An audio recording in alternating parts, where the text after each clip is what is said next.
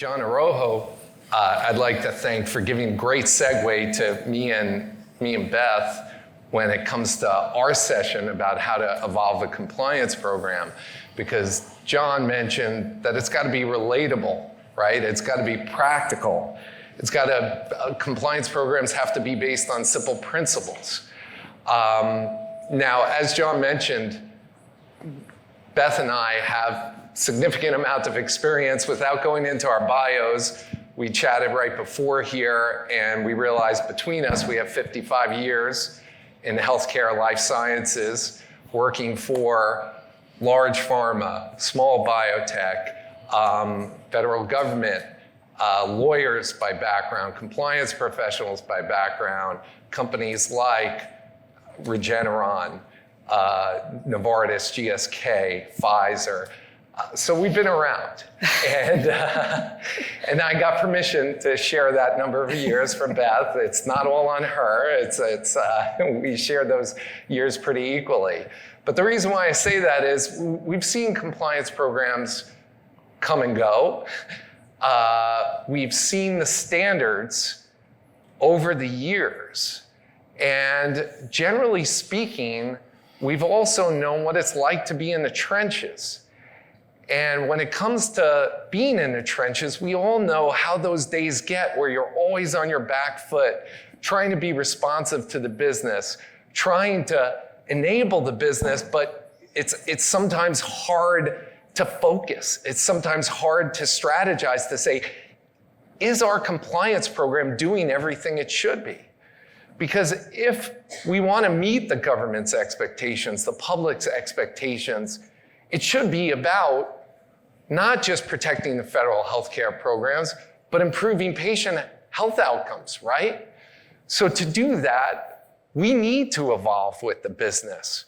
Our compliance programs need to enable our businesses to do what they do to improve patient outcomes. And you can't just do that if you're on the back foot, because you have to pause it sometimes and think, is our compliance program really achieving what it should do? Yeah, I know it meets the 7 elements. We just did an assessment. It meets the latest CIA requirements.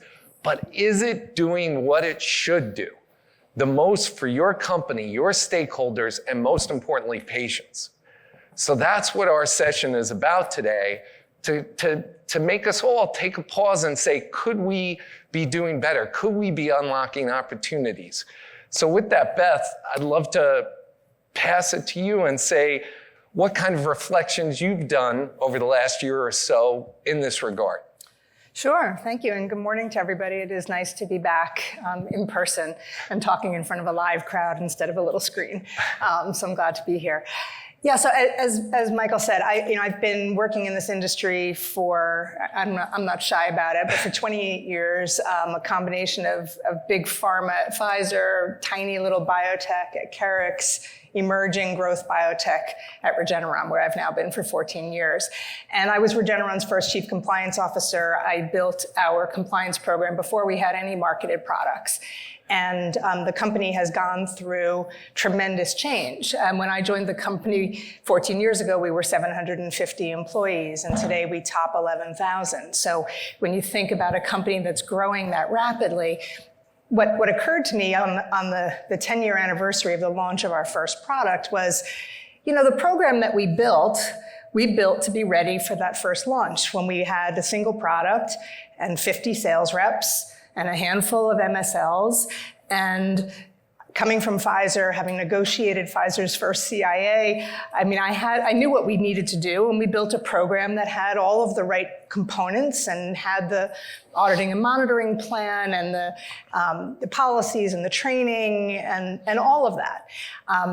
And it worked. It's a great program, and knock on wood, Regeneron is still one of the few companies in this industry that doesn't have a CIA, having multiple products in the market.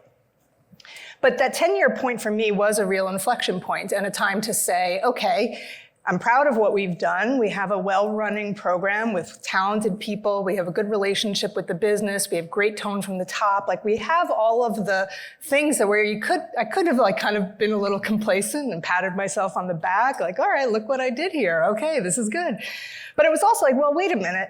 The company's not the same as it was 10 years ago. The legal landscape isn't the same as it was 10 years ago. The risks, the big risks aren't the same as they were 10 years ago. So why is my program the same as it was 10 years ago? With obviously some modifications over the years as we've grown, but it was a good moment to kind of take stock more generally and say, okay, at these meetings for the last 20 years, we've always been talking about wanting to be a real business advantage, to be able to help our clients understand that doing things the right way is not an impediment to their success, but actually a lever that they can pull to achieve success.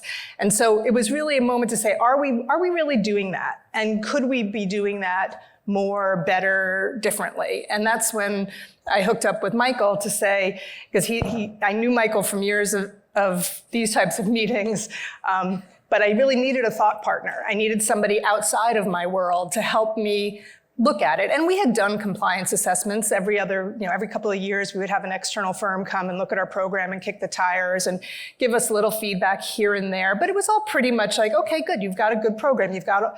From a government's perspective, you have a healthy compliance program. But that wasn't quite enough for me.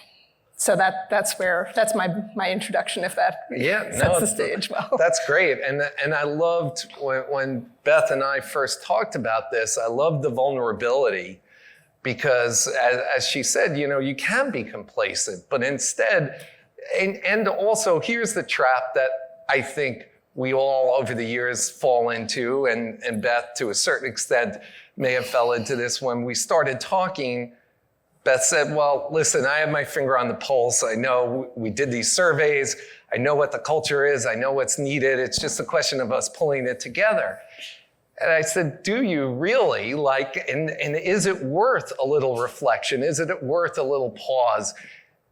Checking with different levels of the organization, checking with key stakeholders. And I know that could sound like traditional consulting or stuff like that, but we learned a lot through impressions from people of what they want out of compliance and where they feel like there could be gaps in delivering the best for the patient kind of thing.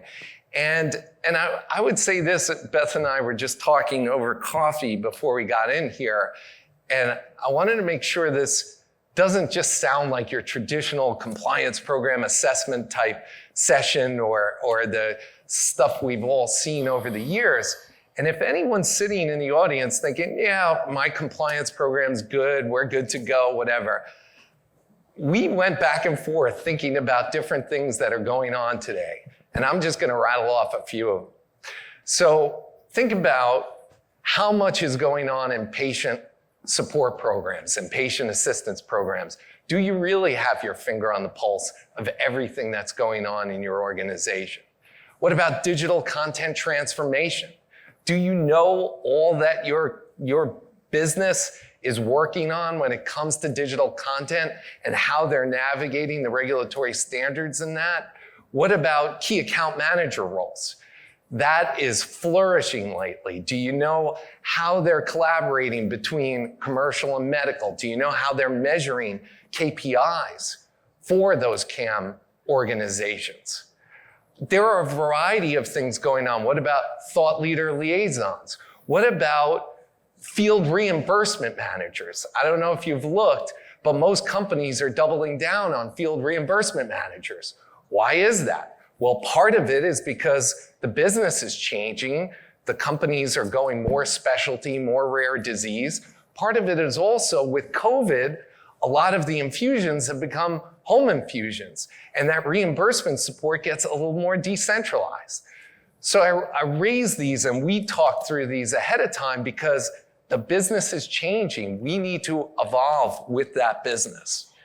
So with that, I do want to mention that we really have a great anchor of sorts over the last couple of years, as you guys have probably seen at conference after conference, the Department of Justice came out with really strong guidance. And other than elaborating on the different elements of the program, of an effective compliance program, you could see on the screen, there's a particular excerpt on here where it says that the Department of Justice expects that compliance programs evolve, that the business changes over time, that you got to ensure that it's not stale. So this is in the Department of Justice who are evaluating your compliance programs. They themselves are saying, listen, it's not just about kicking the tires and having all the 7 elements. It's about truly evolving. So I'm wondering if you have any additional thoughts on that. Yeah, I mean, I think that I found this language in the guidance to be quite useful in explaining to my business clients why we were doing this, because that's part of it. Like I knew it was a good idea, but that's not enough, right? I needed the participation, the partnership of the business, and being able to share with them and with my compliance committee that this type of evolutionary process is part of what it means to have a good program, but that engaging in that self-reflection, being willing, as Michael said, to be vulnerable and look at where your program maybe isn't serving all of those stakeholders as it could be, and really using that as a launching point for a conversation about where do you see the business going, where do you see the risk going, here's what I'm seeing, let's collaborate on how we can support the business and effectively manage risk in the process. Yeah. So how do you do this? We don't want to just speak academically here. We want to give you guys some pointers on how you could do this yourself. So one of the ways, which is really important when you're doing any kind of transformation journey, not just compliance for that matter, is establishing a true north. That one thing we've all heard examples about, Kennedy saying when they're going to get to the moon by the end of the decade, but that is something that's really important when you're trying to think of what you want to achieve for your compliance program. What is that true north that you want to aspire to, that you want to be held accountable to for the business? So some thoughts about your journey in establishing a true north. Yeah, it was really an interesting process. We kind of started first just with my own team and my compliance team and my leadership, the leaders on my compliance team. We sat down and we started thinking with the help from ZS and how we might articulate why we're doing this, what's different about this true north, this mission statement, this purpose that we're trying to articulate. Because of course, people think traditionally, all right, the role of compliance is to manage risk for the company. The role of compliance is to make sure that we don't end up with a CIA, with all kinds of problems from various government regulators. But we really did want to shift that. And so we had a lot of brainstorming sessions. ZS had proposed some language. My team batted around some words. And before we even went to the client with it, we had come up with what we viewed as our True North statement, which I don't mind sharing with you all today.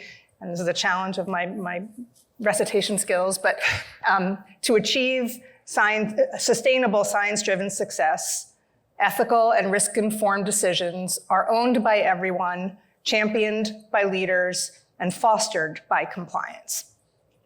And we established that, and my team really coalesced around that. Like we all agreed that really put that business accountability, that elusive who's accountable for compliance, put that squarely on the hands of the business.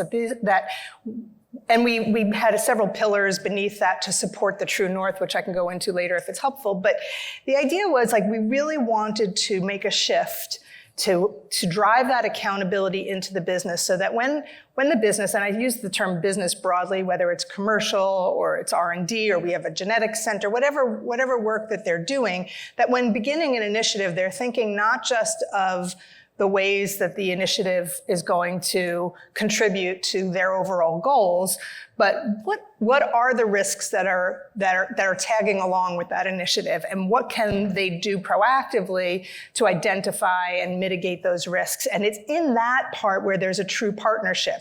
That's where that decision making is championed by leaders. So leaders are holding their teams accountable to say, don't just come to me with an idea, come to me with a full picture of the baggage that goes along with that idea, then fostered by compliance, work with the compliance team to develop what are the things that we can do to mitigate and manage that risk so that when the initiative goes forward, it's going forward already with that wholesome picture and the supporting tools that are necessary to do it in a compliant way so that it's not uncovering problems down the road. We don't want any icebergs, right? We want to know that we've got smooth waters ahead of us. And it's by working together and identifying the various tools that we as compliance professionals can bring to bear to help manage that risk, that we really partner with the business being accountable for the totality of the outcome. Yeah.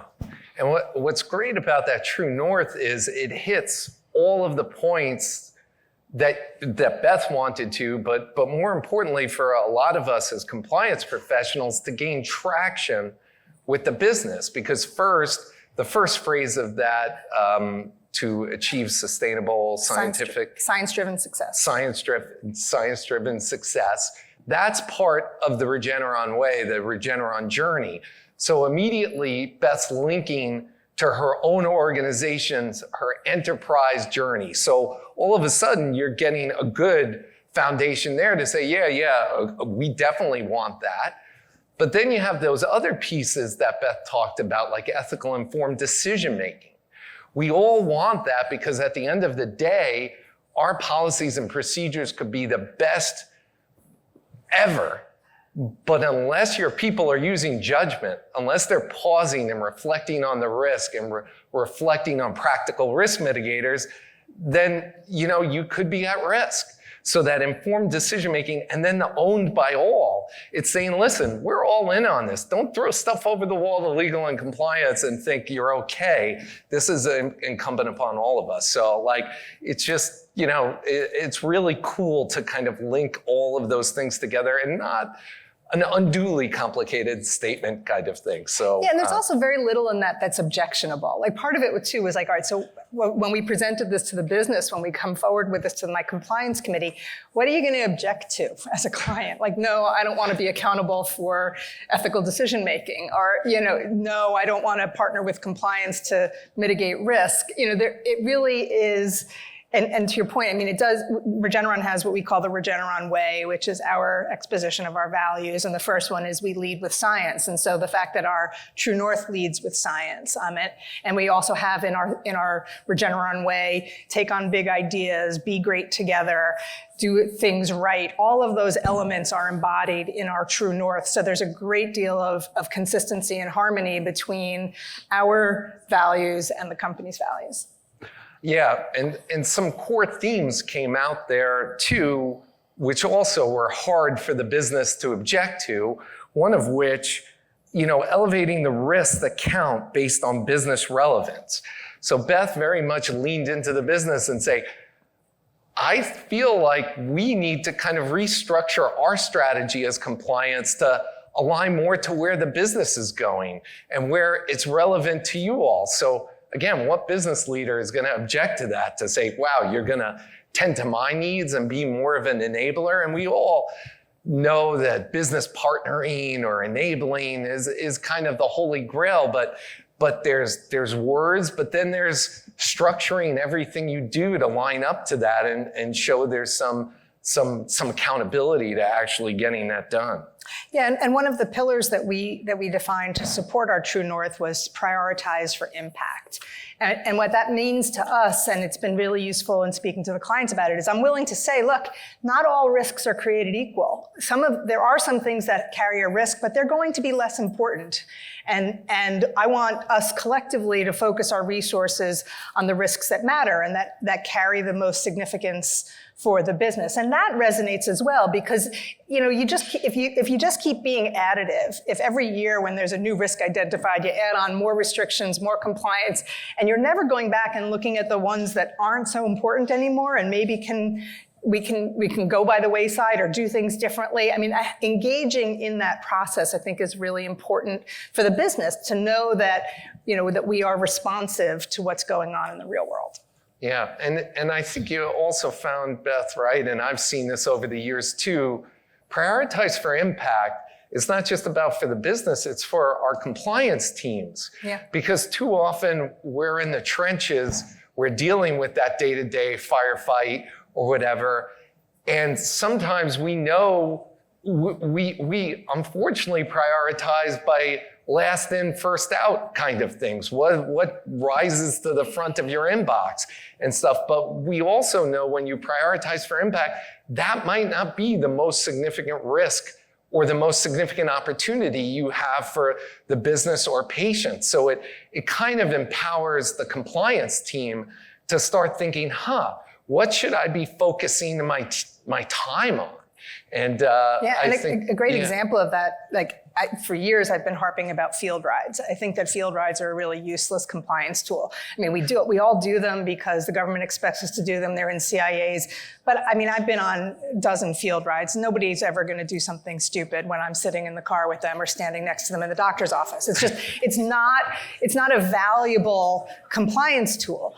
But the pandemic actually gave us the opportunity to peer into some of those interactions in virtual sales calls in a way that we couldn't before. That had some value to be able to be a little bit of a fly on the wall in a way that you can't when you're the person in a suit doesn't have any medical training standing next to a sales rep. So again, I'm not saying we're doing away with field rides, but I want to be able to think and prioritize my resources, because they have limits, on things that are going to really be value added for the company by rooting out real risks.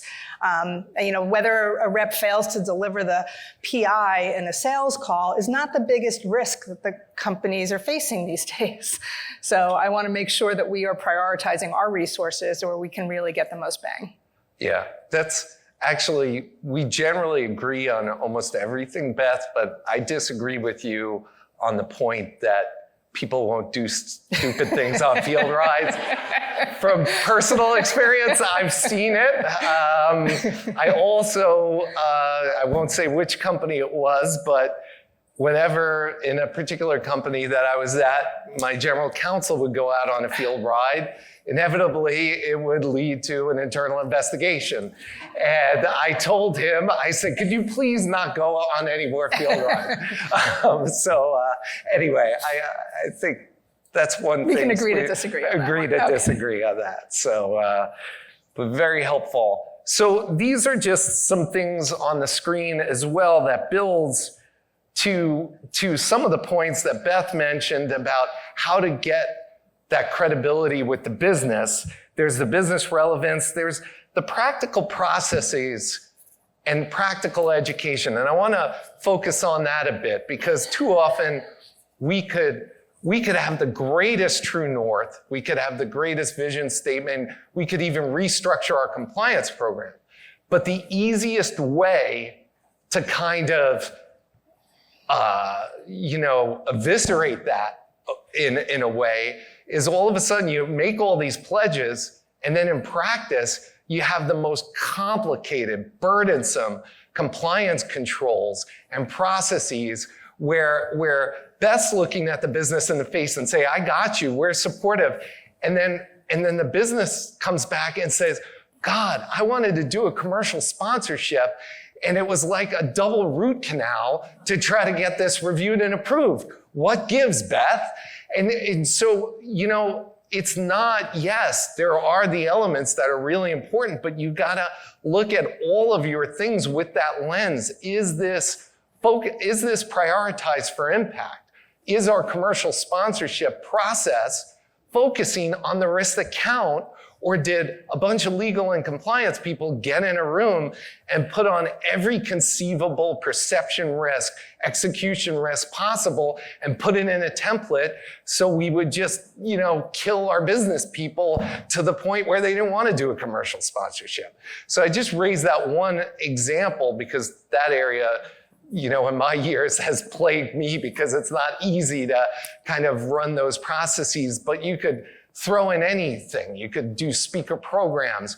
Is that easy enough? Patient support programs, et cetera. So you want to make sure these things are fit for purpose and practical with that lens. Yeah, and to that point, one of the things I've found over the course of my career is that any kind of procedural or bureaucratic restriction that people feel is attributed to compliance, when in fact that's often not the case. So compliance will set the policy. For us, we have a commercial operations organization. They're setting up a lot of back-end processes to meet that policy. And that's a lot of what the reps are feeling, is that process. And one of the things that we've undertaken is to sit down with commercial operations and say, let's look at all of those things, because there's a lot of unnecessary bureaucracy built in there, and we're going to end up getting blamed for that bureaucracy, mind you. So let's see where we can streamline it, where there's duplication, where the control is outweighs the risk, so that we can get to the right kind of balance, so that the weight of that process isn't burdening the business, but is actually managing the risk while allowing the business to prosper. Yeah, absolutely. And coming back, just building on that, you have communication as well, which is on the screen, where you could have the best intent, but your folks could communicate the true north in an ineffective way, or they could just generally have day-to-day communication where you're not prioritizing on the right impact. So communication too, you shouldn't take it for granted. A number of you have probably read any number of behavioral economics books in the last several years when it comes to unconscious biases.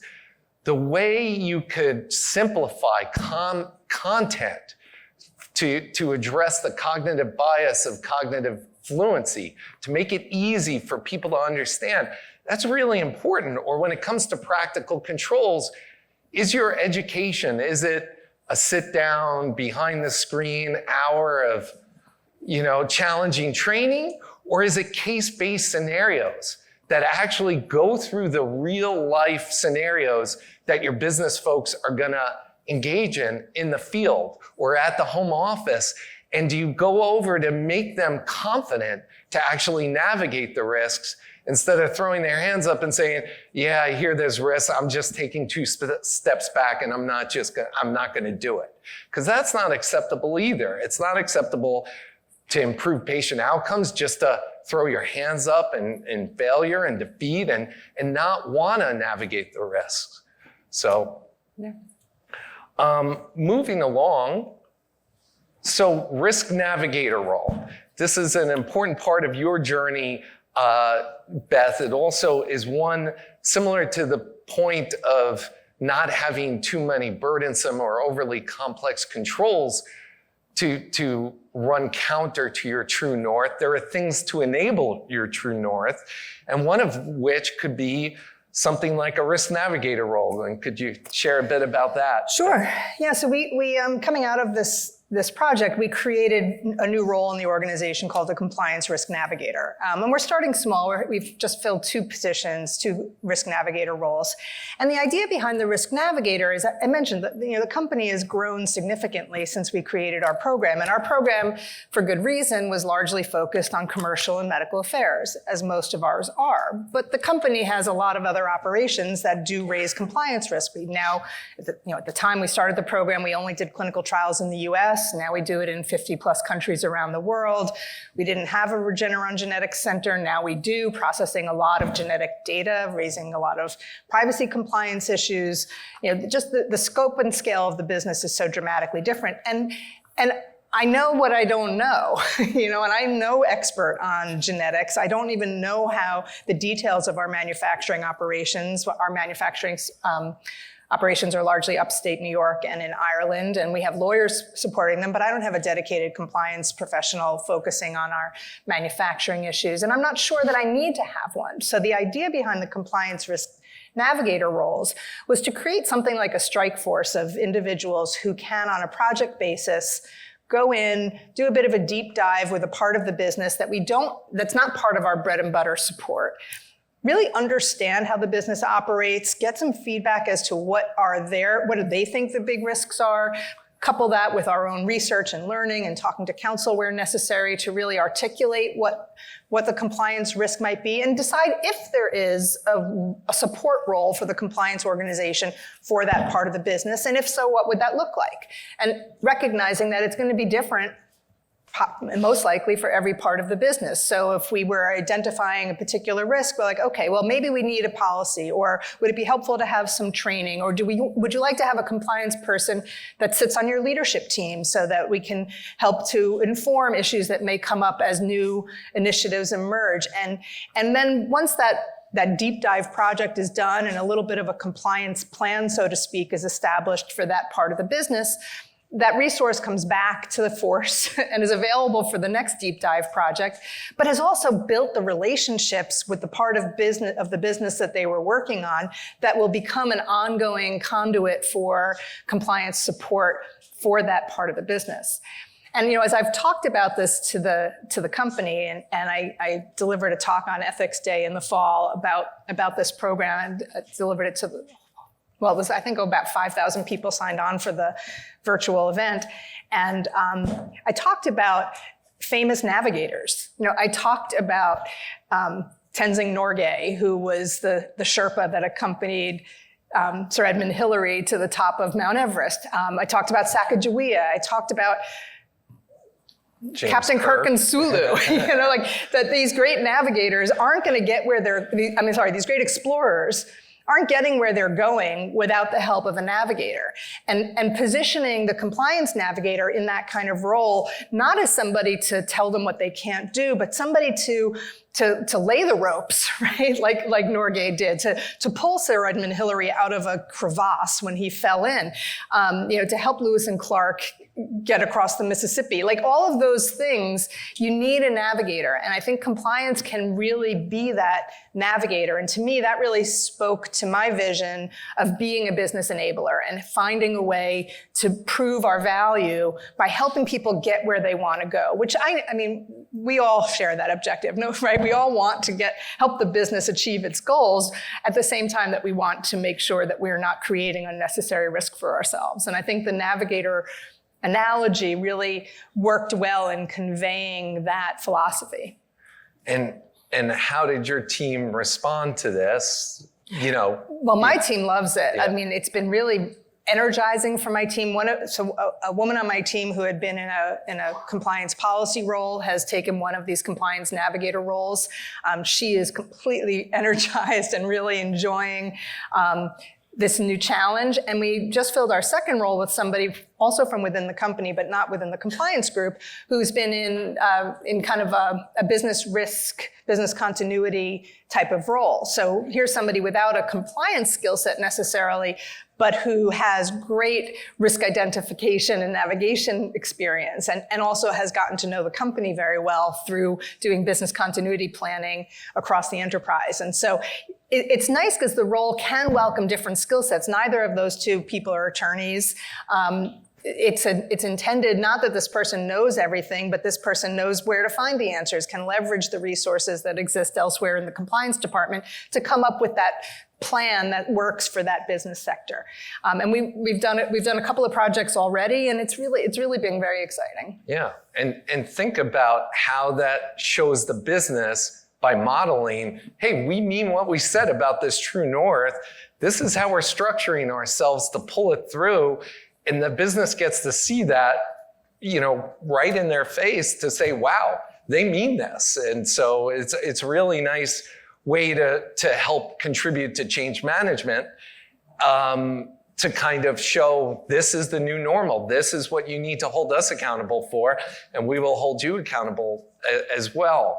Any comments on change management? And in particular, I would say, Beth, other than traditional notions of change management, identifying different stakeholders or different kinds of personalities and stakeholders, could you share a little bit about how you use other leaders, other business partners who actually own this and are immersed in the journey to model the change? Yeah, absolutely. We did a few I call them pilot programs, though they really weren't a pilot program. It was just more of an early adopter type of program where we had worked, for instance, with our head of medical affairs, who was interested in defining more meaningful goals for the field, the MSLs, instead of just tracking how many publications or how many conferences, but what could they do in terms of of measuring impact. And he was sensitive enough to know that there are some boundaries, but he didn't quite know where they were.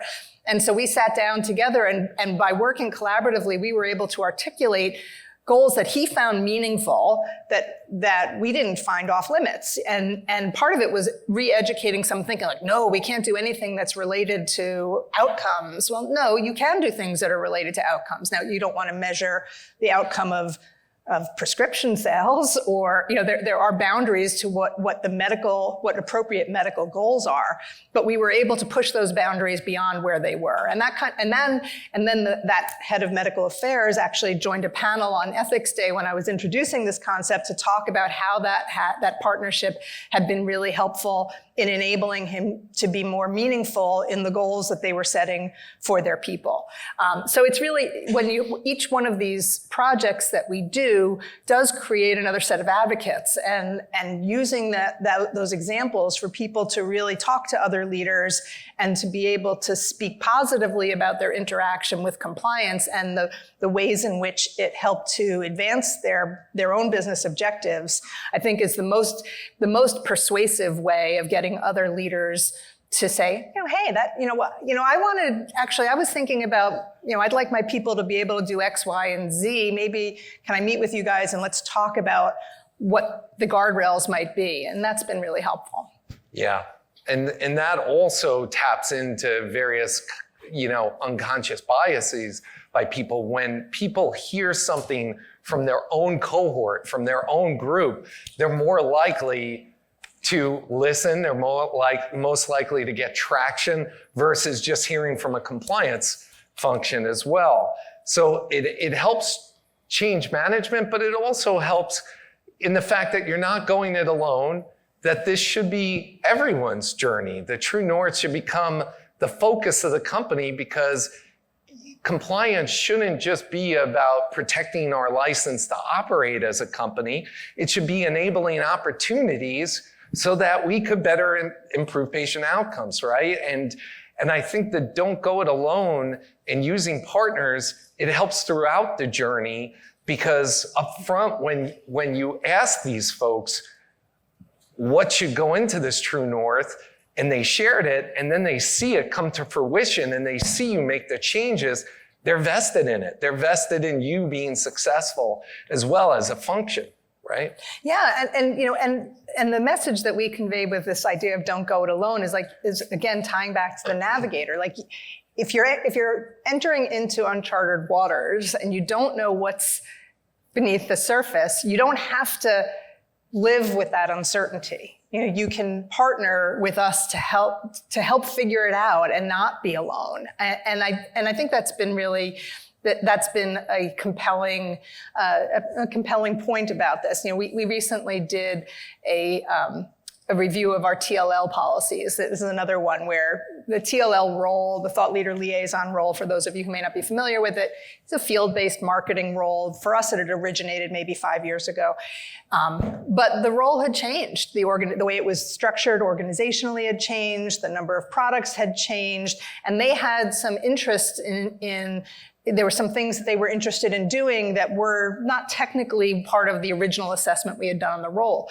And so we partnered with them and we said, okay, let's start by laying out everything you want to do. What's your wish list? I want to know, what would you really, in an ideal world, be able to do with this role?